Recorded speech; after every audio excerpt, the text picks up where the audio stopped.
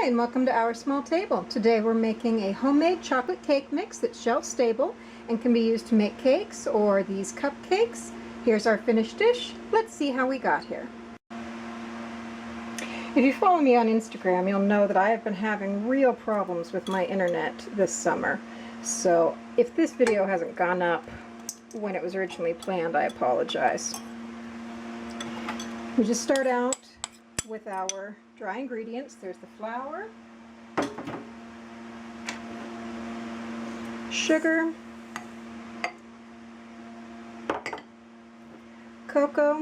On this occasion, I'm using Dutch processed cocoa because I have it in the house, but for this use, that's not strictly necessary. You can use whatever you've got. This is the baking soda and salt, pre-measured. There's a couple of ingredients in this recipe that call for a rounded measurement, which is also in some recipes called a heaping measurement. I don't care for the word heaping. Normally you would scrape to flatten your spoon, but for a rounded measurement you just kind of let it, see if I can get this at an angle where you can see it. See how that goes over the edge? That's what you're looking for.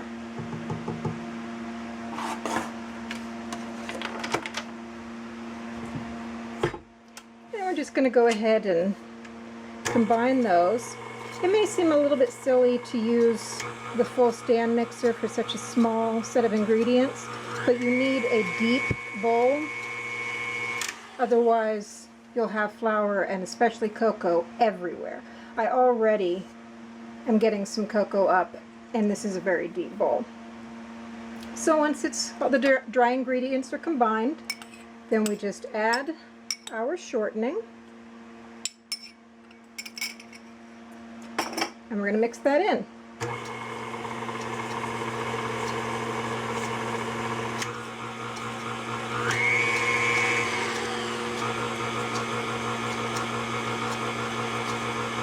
And you just don't want any visible chunks, so we'll leap forward in time to when that's finished. And that's all there is to it. Once you've got it pretty well mixed down, I always use the same container for this, which I've labeled homemade chocolate cake mix, and then also, so I don't have to look it up later, on the opposite side I've got the instructions of what to add and what temperature and how long to cook it to make a cake. Now that is not the length of time you'll cook it for cupcakes or if you're doing a different size cake, but that's the basic and you can work down from there. So you just move the mix into your jar, and once it's all the way in, put the lid on, seal it tight, and it'll last you for several months.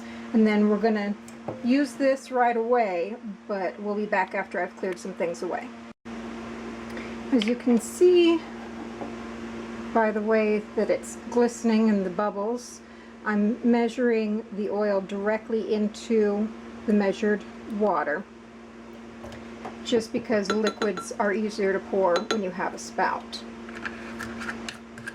So we have our water,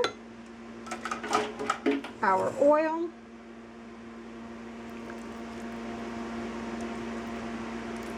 and our egg.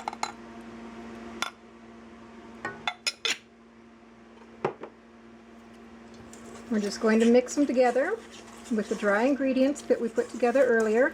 And like I said, it's shelf stable, the dry mix, for several months, so you don't have to use it right away. You can do all that drying mix that we did earlier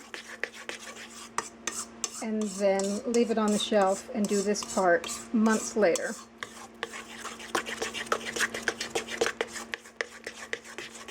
That's all there is to it. I'm going to get this popped into the oven and we'll be back when it's finished.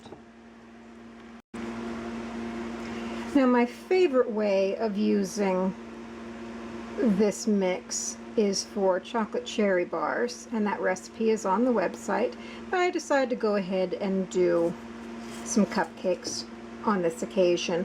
I baked these for 17 minutes, but it'll depend on your oven and things of that sort.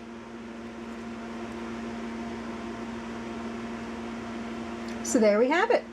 Thanks for joining me at Our Small Table.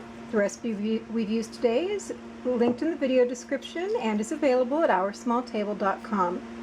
Next time we're doing a base recipe which we can then use for additional make-ahead recipes as we continue the series. Click subscribe so you don't miss out.